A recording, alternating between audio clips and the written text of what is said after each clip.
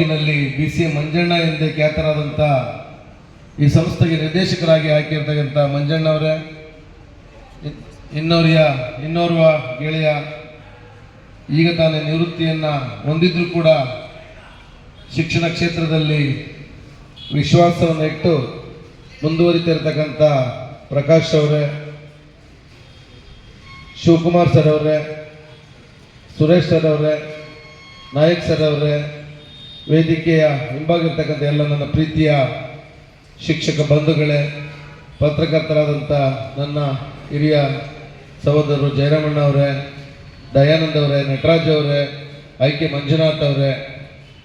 ಇಲ್ಲಿರ್ತಕ್ಕಂಥ ಎಲ್ಲ ಸಿಬ್ಬಂದಿ ವರ್ಗದವರೇ,